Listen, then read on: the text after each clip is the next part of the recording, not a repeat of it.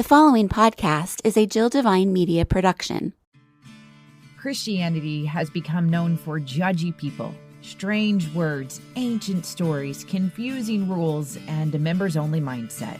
This is why I stayed away from the church for so long, but it's not supposed to be that way. I'm Jill Devine, a former radio personality with 3 tattoos, a love for a good tequila, and who's never read the entire Bible. Yet here I am hosting a podcast about faith. The Normal Goes a Long Way podcast is your home for real conversations with real people using real language about how faith and real life intersect. Welcome to the conversation. If you have followed along from episode 1, I've explained that this is my faith journey, and the spiritual mentor that I have, Laura Fleetwood, and also the millennial mentor I have, Ryan Findler, they conduct all the interviews. But not today. I'm conducting the interview, and then Laura is listening in, and she's going to ask the questions in the bonus episode. And the reason why I'm conducting the interview today is because one of the things that I want to do is, besides talking about my faith journey, I want to find others who have faith journeys that kind of go along with what we're talking about. And what we have been talking about in these first few episodes, really, what does it mean to be a Christian? Who is God? And some of these just basic questions that are also serious and can get meaty and deep. And this week's guest, I know nothing about, which is so exciting because I have just been told that he is kind of in the same situation as me. And I thought it would be interesting to talk about that. So I would like to welcome Justin Shiroma to the podcast.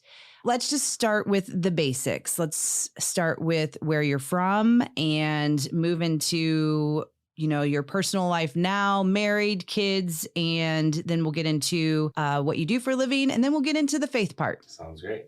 I live here in St. Charles with my wife and twin babies. I was actually born and raised in Hawaii. That had to have been nice. I found my way to Missouri on a football scholarship to a small school in the middle of Missouri and worked my way east, and then got stuck. And I really loved it ever since. What was the college you went to? Missouri Valley College. Okay. Go Vikings. And then I came to St. Charles and went to Lindenwood, where I got my master's, where I then met my wife, and the journey went on. And so here I am living in St. Charles. And I went to Lindenwood too. I got my undergrad and my master's there. My master's is in education. And are you in master's in education too? Yeah, my master's is in teaching. I actually was on a long journey in school. I went to college for 9 years, trying to find myself and what profession fit me best. And I started in business. Didn't like the idea too much of having to peddle and appeal to people all the time. And I know that could be just my own impression, but that's the way that I felt. And then I knew I played sports, obviously was on a football scholarship. And so I kind of went down a path of fitness and wanting to help people around me be healthy. And then I kind of got into, I was a personal trainer, working at a gym and all. And I found that to be very much a business as well. As much as I wanted to help people, I still had to sell that service and try to convince people when really it was like, I'm trying to help you. So I really thought about, what profession puts me in a position to really serve others and help them be healthy. And, I really wanted to work with athletes. That's, being an athlete, I was like, I want to work with other athletes. And so that drew me to first coaching, and then, understanding that as a teacher, I'd have a platform, a classroom to teach people about health and wellness and fitness and all those things. And so that's what pushed me down the path of that to education. And here I am 9 years into it. What age do you teach? I'm a high school teacher. I actually teach out in Wentzville at Timberland High School. I teach PE and health classes, and I was formerly a football and track coach. And so you're not coaching anymore? Taking a break for the family this year. So I also was a coach. I was a cheer coach. Justin, we have a lot in common. Yeah. And same thing. when I got pregnant with our oldest, it was like, okay, it takes up too much time, especially for their ages right now.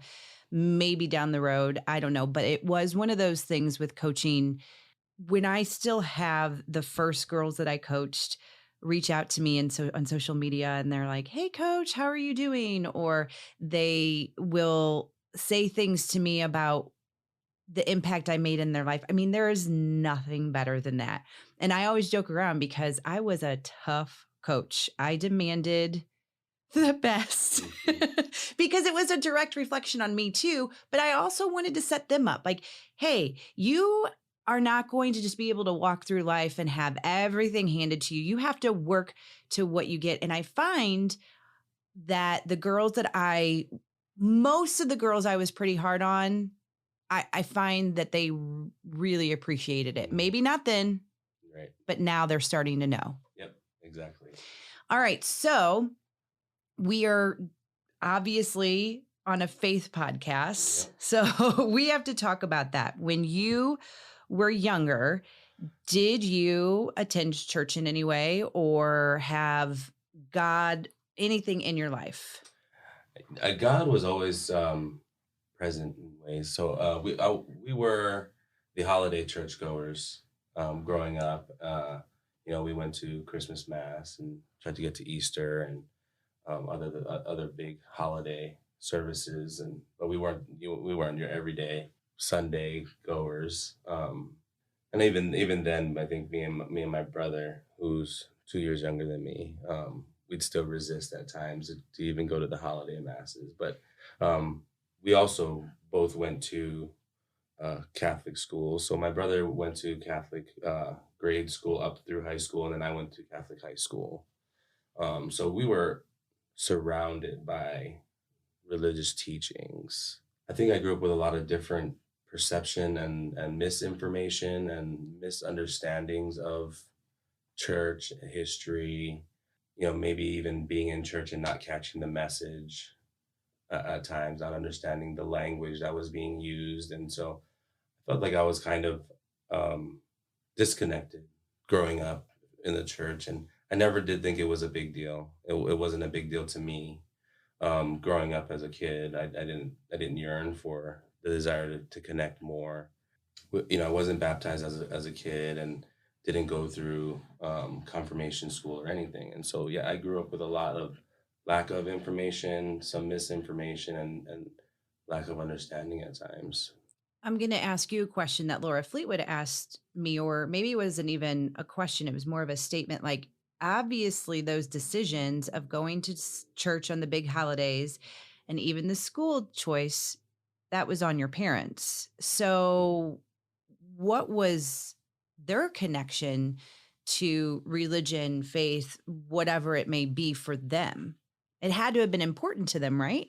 I definitely think it was important enough for them to ensure that we had the opportunity and to know God and to know Christ. I think for us to be exposed on those holidays and in school, and I think with the confidence that we'd be instilled with the values taught through religious schooling. I know my dad grew up Catholic. I think my mom was Protestant growing up. But it wasn't evident that there was no differences I felt between the two, and I felt they did have they were on in step with again the path they wanted us to walk. I know that the school that you teach at now is a public school. And so you talked about going to high school, a private Christian high school or a Catholic. Yep. And that's been a reoccurring theme too throughout this podcast, trying to figure out.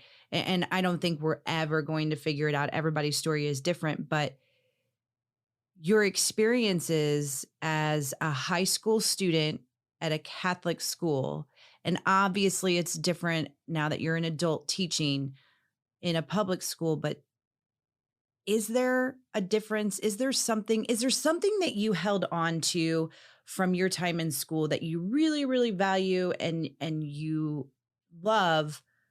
Or was it a barrier for you moving forward with your faith? Does that make sense? Yeah, actually, yeah. So going to and again, this was my perception, and my perception was my reality, and what maybe others' reality was could be very different than my own. Um, but I very much felt in my experience that I didn't belong in the Catholic Church. Like from being in the religion standpoint, with receiving communion and engaging in all of the practices of the church because I didn't understand or know or I misunderstood. I felt like excluded in ways, and so I think that did when I left high school. Part of that feeling of being excluded. Again, my perception of feeling excluded, I think eventually led to my complete disconnect from religion and Christianity as a whole. Moving into the public, I did not take anything with me. Based on what you just said, you got done with high school, went to college, and that was it. You no religion, no church, no praying, no. No, not completely the case. Actually, I think God has always and constantly and faithfully put and kept people in my life to try to draw me back. And so, yes, leaving high school, I felt the way that I felt, and the disconnect began there. But throughout college, I was surrounded by guys that wanted to go to church, and a part of our group, like just being with the group, in a social setting, we would go to church from time to time on Sundays. We found a small church in the small town that we were in, and we attend. It wasn't by any means consistent, but it did become a more than holiday, venture for me, I guess. Where at times I would go on holidays when I returned home for holiday breaks, but then through a football season or throughout the school year with the group of guys that I hung out with, we would go to church off and on. Again, it didn't s- stick with me enough to carry me through, and that's what has led me to my new faith journey. But I know God has always looking back now, God has always continually put people there to say, "Come on," and whether it was up to me to take it and accept it and really dive into it. There was never a point where you hated the church, you hated God. Not hate, but there was definitely a point that got to where it's not real. Oh, Mhm. can you elaborate on that? Yeah. So we'll go from college and at Missouri Valley, and then that just that it's just had at the time just continued to decline my connection and with my faith, and even then going to church, I'd go and just try to listen for me. Is there a message for me? And find something that connected with me. Oh, how can I apply that to my life? And then as time went on, when I left and was not around a group of people, I stopped going to church, and Satan takes hold on you when you disconnect, and was able to convince me that science is real, which science is real, but science is the way, and God, what God. And so got to the point where I felt more comfortable in my life, not, I guess, not feeling those feelings of being excluded or feeling of guilt because I didn't do something the right way. And so I still tried to live for people and help people, serve people, try to be the best person I could be. And I would say if heaven was real and if God exists, then I believe I lived my life in a way that he would accept, that I was nice to people, I was kind to people, I helped people, and I was a loving person that he would expect from me. And that was enough. I thought that was enough if it was ever real. And I will also say, to my baptism sponsor, Paul, he's one of the people that God put in my life to always be there. And he was that person to everybody. Like maybe not on a faith journey, but he was always there for everyone in need, always. And he was always someone that I felt comfortable knowing that he was strong in his faith. I was comfortable enough to tell him that I didn't believe in it. and he didn't push me. He didn't try to change my mind. He didn't, nothing. He would say, I understand you and what you're thinking. But small messages like, when kind of thing. And, I would tell him, I would believe if God just spoke to me. If God just came or someone just came and was like, it is real, then I'd flip around and believe. And like, yeah, I would abandon all of my old, thoughts and beliefs. I would abandon everything that I, convinced myself of in my head and say, okay, then I'm on this journey, or I do believe. And that's almost exactly what happened a year ago. So before that, I mean, I guess when I went into this period of darkness, and it was a long time, where I just long story short, I was just in a way that was very self-fulfilling. Everything that I strived to do was and I don't want to say it was like, what about me, but what can I do? Okay, what is my role? How does this benefit me? And things like that. And I had strong feelings of insufficiency, like I was not good enough for things. I didn't know what I liked, like things that what I enjoyed. I spent a lot of time serving others, and in such a way that it became a distraction from trying to figure out, what are the things that made me happy. It became what makes me happy makes you happy.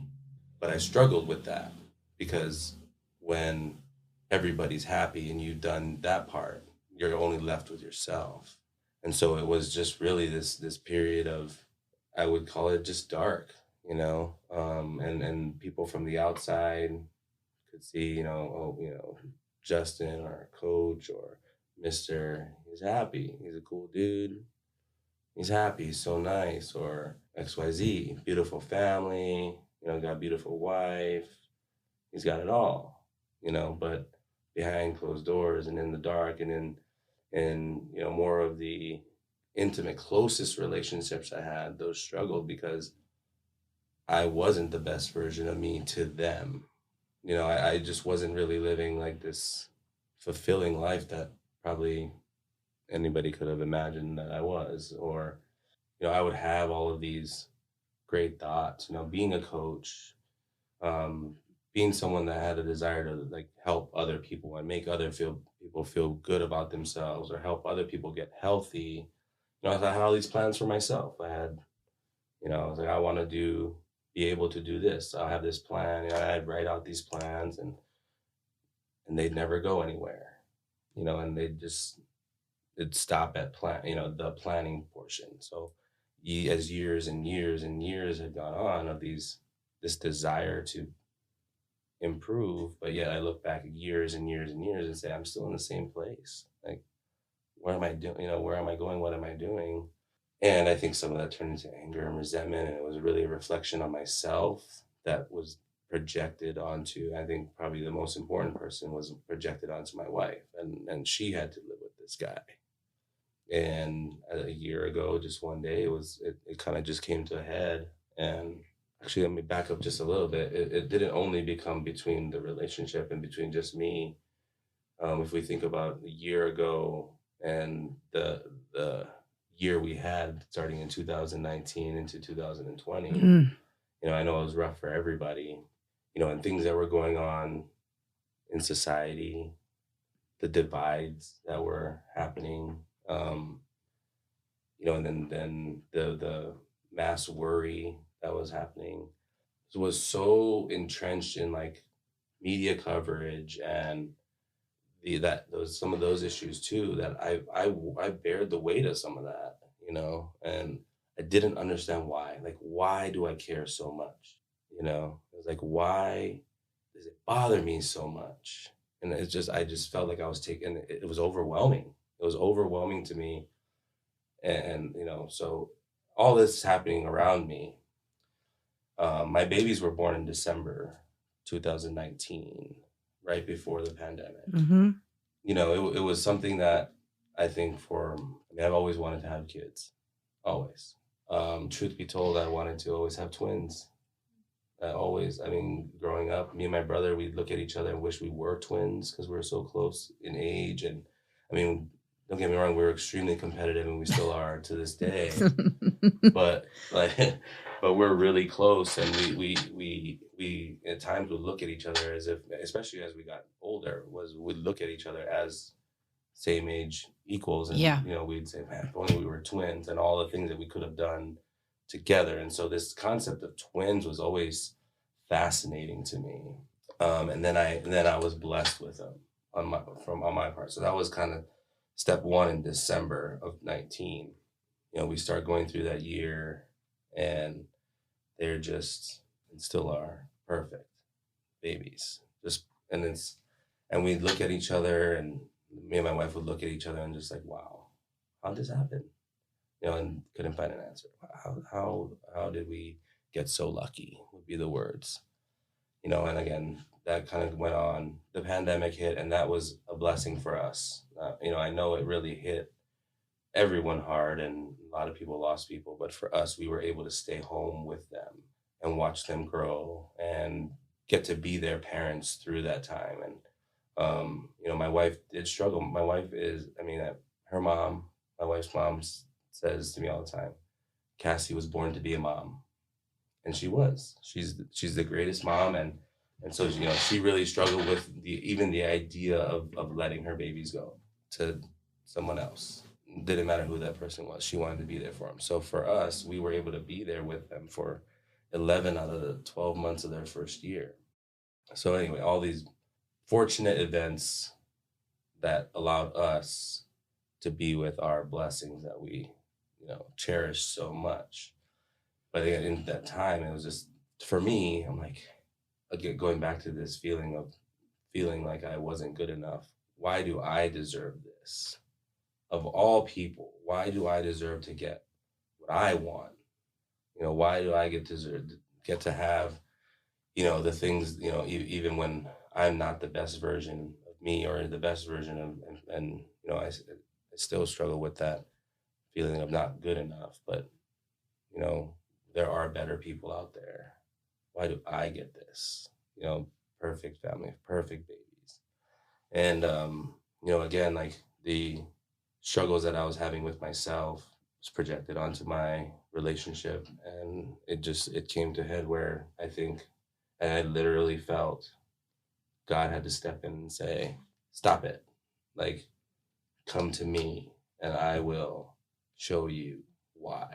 And it was like, then it just full wave. It's like every doubt I've ever had, every question I ever had, every argument I ever had against God and the church, all of it was answered and clarified for me in an How? instant. In an instant. What do you mean by that?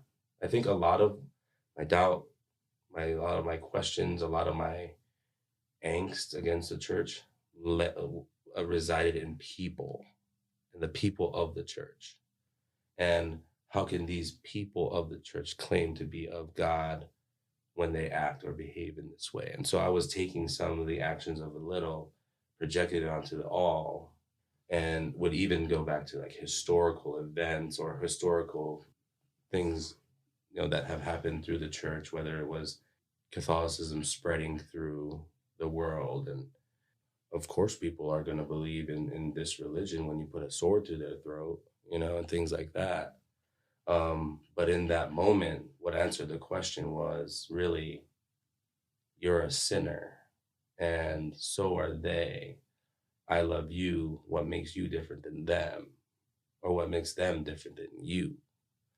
And so it kind of was like, whoa, it was just this big breakthrough in my mind that, all of the sinning in my sinning ways is no different than another person in any time. And if God can love them, or no, if God can love me, then God can love them. And so that's kind of where it answered every question was, they are not God. They are not even representatives of God. They are them, just like I am me, and God is God. It's greater than everything else. Does your wife have a faith background? She grew up in the church, and I think she's always had a connection. Now, her attendance to church on Sundays wasn't perfect. For her, I think it's just, life kind of went on, she kind of rode the wave of life. Mm-hmm. But never a question about her faith. She never questioned her faith and what she believed in. She's always been strong in her faith, whether she was actively in prayer or actively attending church. That kind of went with the waves of life. Would it be safe to say that you two, did you have Oh arguments? yes. Okay. Oh yes. I mean,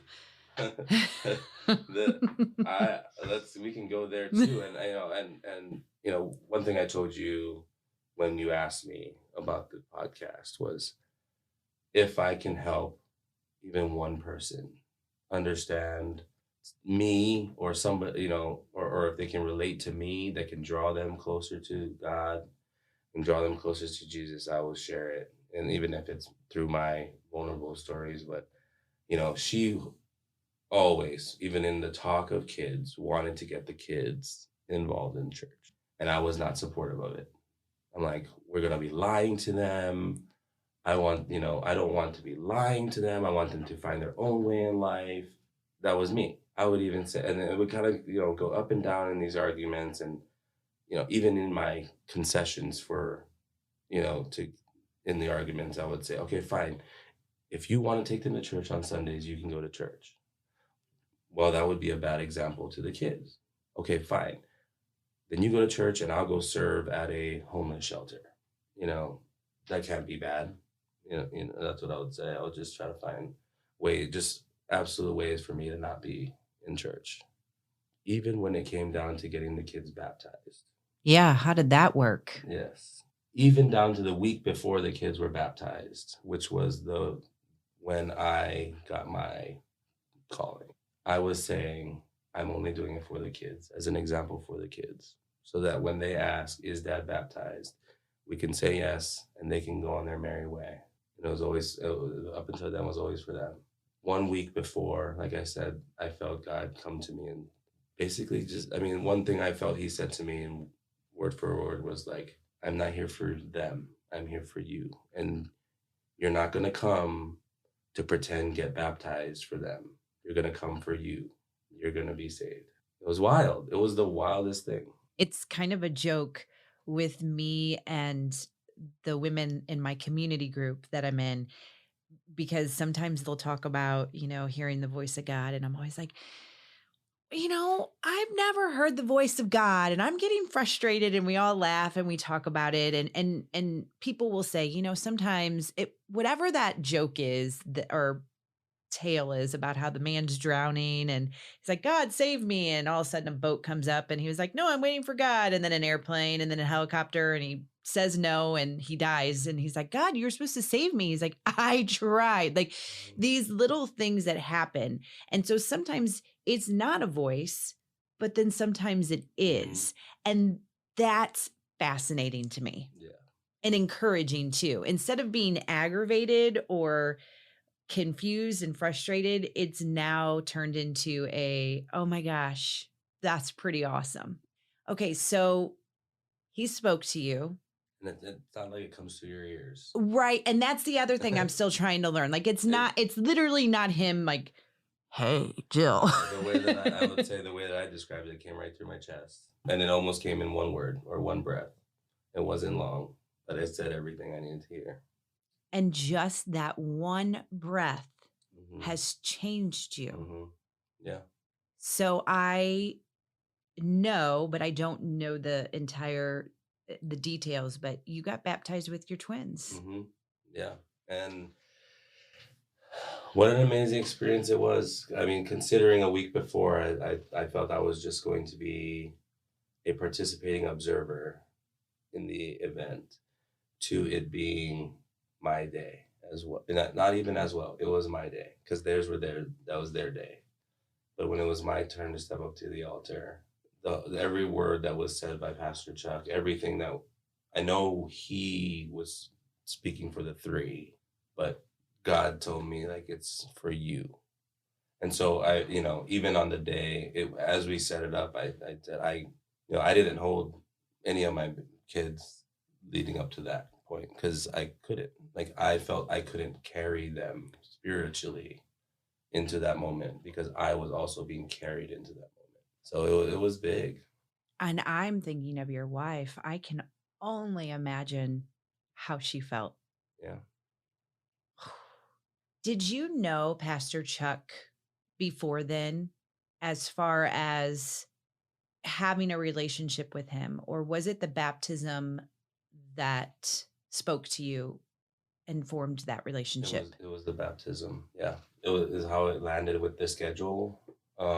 Their baptism schedule, and he ended up being the guy. And since then we've formed a pretty strong relationship. I do definitely view him as one of my mentors, and I look to him. Definitely added more people to my life, and I needed that. But yeah, Pastor Chuck was the big, he was my beginning. I remember being in church one day. Actually, back that up. You all got baptized, and I had seen it on our church's social media and knew of you and your family, especially working there. But then it was the Jubilee Sunday. And when he put the picture of you two, Chuck Mhm. and Justin, on the big screen as one of his favorite days of the past year, it was like, holy moly. Yeah. Like this is what it's about. As we wrap up this episode, before we bring Laura in to ask some questions, tell me a little bit about that relationship with Chuck and how it's intersected into your professional life. Pastor Chuck, he definitely became like that, again, like the mentor, the light for me, to the person that I would look to if I had questions or wanted to just hear how things were supposed to be. It was really what it was how's life supposed to be. And so I'm on this journey, and the year has not been the easiest year, but it's been the most amazing year. And so my journey hasn't been this found God, and it's been upward Right. trajectory the whole time. And I'm glad you said that, because I do think that we need to talk about that more in these episodes. Like once you realize everything isn't just peaches and roses. Mhm. There's Yeah, things. yeah. And so, I just didn't know. A lot of it was, how do I do this? I've never read the Bible before. I've never prayed before, other than asking God for things. Even way back when I was in Catholic school, I felt it was more of, please help me not fail this test, or please look over me or my family, or keep us safe. Asking things. And as the relationship connected, through my baptism and my growing faith, it's not what I want to pray about. So how do I do it? How do I pray? How do I walk this path? And so, that those would be a lot of questions or conversations that I'd have with Pastor Chuck. And so it actually led to I don't want to call it a challenge, but I will. He challenged me because we talked about a lot of things. I had a lot of questions about even my personal life, of like what I wanted to do. I was doubting things that I was doing. I didn't know that I wanted to be in the profession I was in anymore. Not in any convincing way. He wasn't trying to convince me one way or the other to stay or to go. Very good listener. How do we get God involved in this decision that needs to be made? Long story short, it came to a head where I am going to stay in the profession that I'm doing. He said, "There are a fellowship of Christian athletes at your school." Well, coincidentally, and I'll use my air quotes, coincidentally, the sponsor who had previously been running the huddle at Timberland was retiring, and there was an open spot. And he said, "It's your spot. I challenge you to take on that FCA huddle at your high school and grow it." Without knowing anything, never ever been to an FCA huddle meeting before, not knowing anything about FCA. I said, okay. Well, I said okay kind of hesitantly, and then he said it in church, and I'm like, oh, now I really got to do this. But then amazingly, we talk about God putting people in your life. He proclaims this to the church that Justin Shiroma is going to be starting FCA at Timberland High School. I'm like, oh my gosh, this is happening. I really didn't know if I was super committed to it, but Now I am. Yeah, I can't not. Well, leaving church that day, I'm walking out, and a student from Timberland High School who was in church that day bolts out, says, Coach, I'm here for you. I want to do anything possible to help get this thing going. So it is amazing how God, when you have doubt, God comes in and says, don't worry, I got your back. And that's how it's been the moment I opened my eyes to it. I have so many things that I want to say, but I'm going to wrap it up because I know Laura has some questions that she wants to ask you. And I'm so thankful for your honesty and vulnerability, because it is hard sometimes to admit those things, to admit the dark days and to admit that you failed, but it is going to help someone. And that's the reason why I'm doing this. We'll go ahead and wrap it up.